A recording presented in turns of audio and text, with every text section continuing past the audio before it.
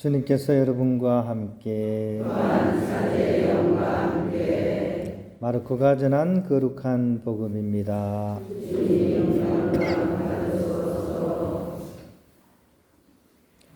그때 예수님께서는 군중을 가르치시면서 이렇게 이르셨다. 율법학자들을 조심하여라. 그들은 긴 겉옷을 입고 나다니며 장터에서 인사받기를 즐기고 회당에서는 높은 자리를, 잔치 때에는 윗자리를 즐긴다. 그들은 과부들의 가산을 덩쳐 먹으면서 남에게 보이려고 기도는 길게 한다. 이러한 자들은 더 엄중히 단죄를 받을 것이다. 예수님께서 헌금함 맞은쪽에 앉으시어 사람들이 헌금함에 돈을 넣는 모습을 보고 계셨다. 많은 부자들이 큰 돈을 넣었다. 그런데 가난한 과부 한 사람이 와서 렙톤 2닙을 넣었다. 그것은 쿼드란스 한 입인 셈이다. 예수님께서 제자들을 가까이 불러 이르셨다. 내가 진실로 너희에게 말한다. 저 가난한 과부가 헌금함에 돈을 넣은 다른 모든 사람보다 더 많이 넣었다. 저들은 모두 풍족한 데에서 얼마씩 넣었지만 저 과부는 궁핍한 가운데에서 가진 것을 곧 생활비를 모두 다 넣었기 때문이다. 주님의 말씀입니다. 그리스도님 참여합니다. 평화를 빕니다. 옆에 계신 분하고도 인사 나눌까요? 평화를 빕니다.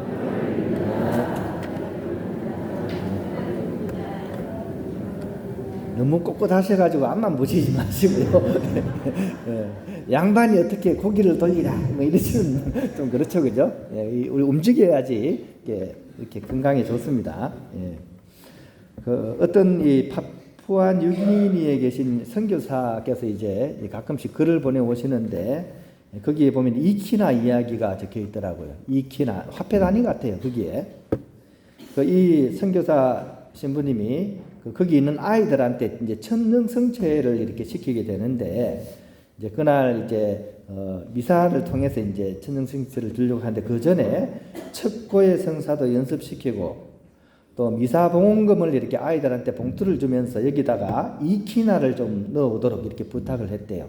우리 돈으로 한 600원 정도 되는 돈입니다. 뭐 액수가 그렇게 크지 않으니까 아이들 차원에서 이렇게 하나님께 정말 소중한 마음으로 봉헌하도록 그런 교육 차원에서 봉투를 이렇게 줘가지고 보냈습니다. 그리고 옷도 가능하면 흰 옷을 입도록 했고 흰 옷이 없는 사람은 자기가 입고 있는 그 좋은 옷을 입고 오면 된다고 이렇게 얘기를 했습니다. 이 천년성체 대상자가 28명이었는데 그 중에 한 명이 안 왔어요. 그 이름이 말틴이라는 친구였습니다. 어찌 됐나 싶어가지고 다른 친구들한테 물었어요. 말틴이 왜 안 왔냐? 그래서 이제 친구들이 이모가 이키나를 주지 않아서 못 온대요. 왜냐하면 이키나가 그렇게 부담이 되는 액수는 아니었는데 사실 이 마틴이 부모가 없어가지고 이모한테 얹혀서 살았던 것 같아요. 그러니까 마틴이 얼마나 딱하겠습니까? 그래서 아차 싶은 거예요. 아, 내가 마틴의 그런 상황을 못 헤아렸구나. 그래가지고 이제 마음의 상처를 혹시 받았을 것 같아가지고 정말 미안한 마음으로 이제 아이들한테 좀 양해를 구하고 얘들아 미사 시간 조금만 기다려줘. 그러니까 아이들이 괜찮아요. 그래가지고 이제 마틴 집으로 이제 가서 이제 아이를 이제 보니까 애가 말 그대로 고개를 푹 숙이고 축 처져 있더랍니다. 그때 이제 신부님이 이렇게 얘기를 했어요. 마틴아, 돈이 없으면 없는 대로 2키나가 아니라 20도야도 괜찮아. 우리 돈으로 한 60원 정도 되는 겁니다. 이렇게 하면 된다고. 그렇게 분명히 예수님은 네가 내는 그것을 보고 엄청 기뻐하실 거야. 다독거렸습니다. 그러니까 이제 애가 얼굴에 이제 화색이 돌고 이제 다시 한번 이제 성당으로 와서 친구들과 함께 그렇게 이제 영성체를 이렇게 딱 하게 됐다는 그런 이야기였습니다. 오늘 복음이 사실은 그런 메시지를 우리에게 전해주고 있습니다. 먼저 복음의 구성을 보면 크게 두 대목으로 오늘 복음은 구성이 되어 있습니다. 하나는 율법학자들의 그런 잘못된 태도를 조심하라는 그런 경고의 말씀, 이게 앞부분을 차지하고 또 뒷부분은 가난한 과부의 정성을 칭찬하는 말씀, 이렇게 이제 오늘 복음이 구성되어 있고 이 두 가지가 굉장히 큰 대조를 이루고 있습니다. 먼저 율법학자들을 조심하라는 그런 내용의 말씀을 살펴보면 예수님께서는 장터와 회당과 잔치자리와 같이 많은 사람들이 모이는 곳에서 자신을 과시하고자 하는 그 사회 지도층의 명예욕을 꼬집고 계십니다. 설상가상으로 이 사람들이 당대 가난한 사람들의 대표격으로 자주 언급되는 과부들의 가슴을 등쳐먹고 있다는 그런 날카로운 그런 비판의 말씀들을 통해서 이런 사람들이야말로 하느님의 엄한 심판을 피할 수 없다. 이것을 얘기하시면서 아주 경고를 이렇게 하고 있습니다. 우리는 이 예수님의 말씀을 좀 한 번 더 이렇게 귀를 기울이고 들어볼 수 있어야 됩니다. 오늘 복음에 나오는 율법학자들은 당시 사회에서 봤을 때 종교 지도자들이었고 사회를 이끌고 가는 지도층들이었습니다. 오늘날 우리 사회의 지도층은 어떻습니까?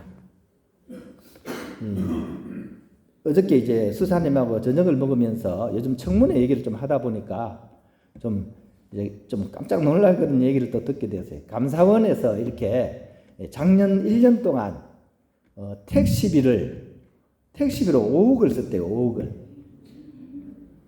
물론 공무에 열심히 해가지고 5억을 쓰는 것은 칭찬받을 일인데 요즘은 택시를 사용하면 어디서 출발해서 어디서 나가는 게 나오잖아요.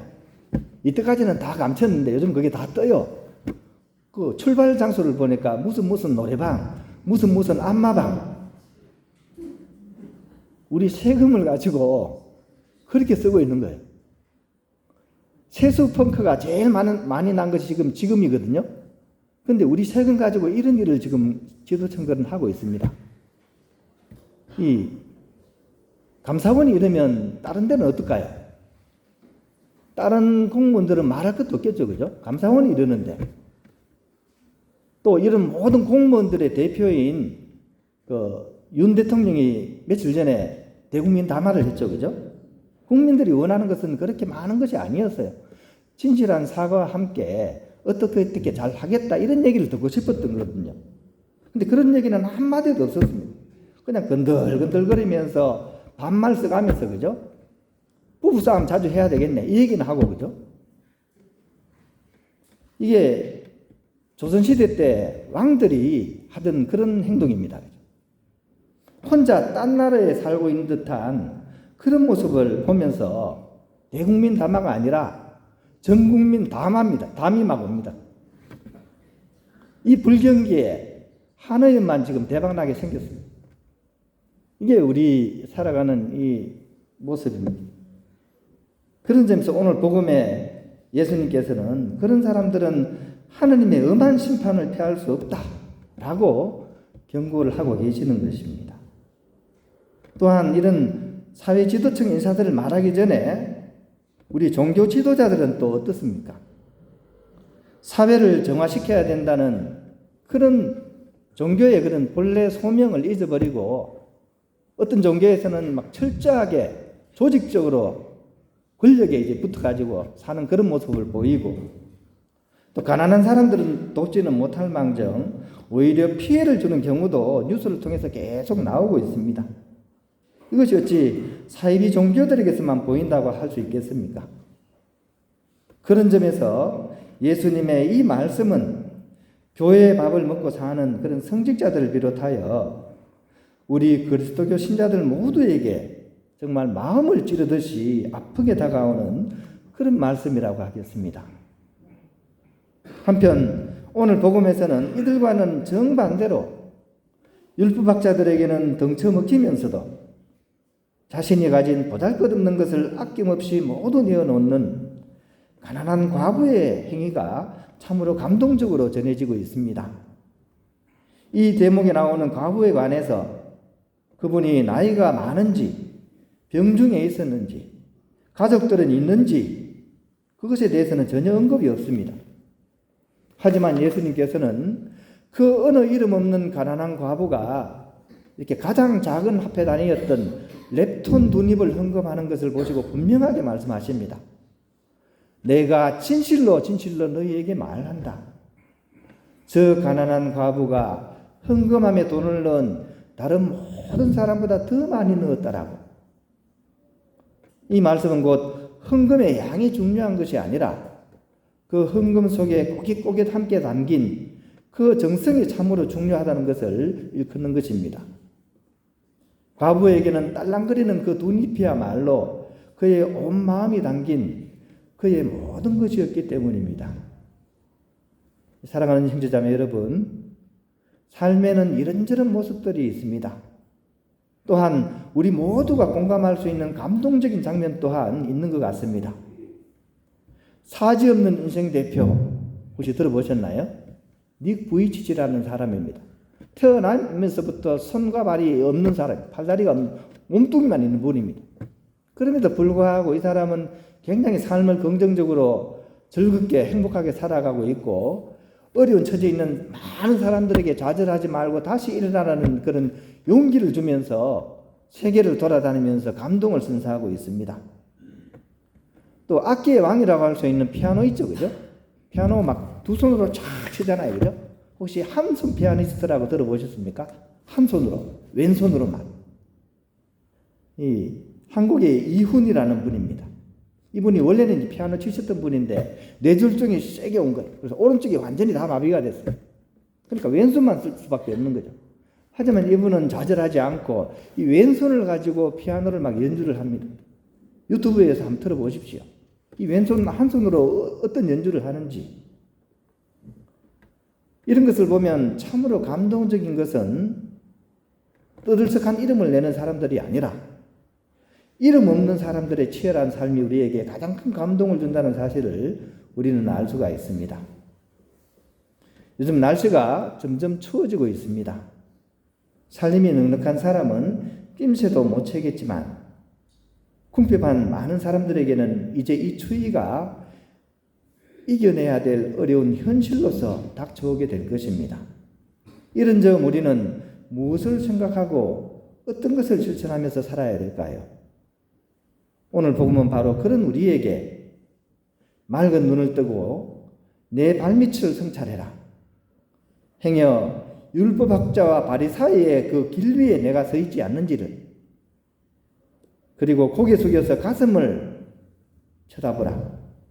이웃을 향한 너의 헌신과 봉헌에 가난한 과부처럼 정성이 들어있는지를 일깨우고 있습니다.